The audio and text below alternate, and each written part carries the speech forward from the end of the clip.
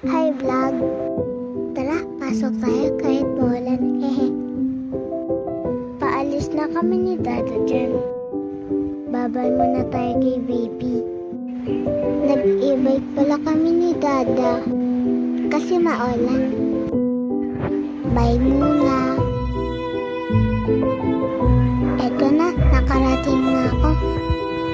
Siguro may topak na naman si Ellie.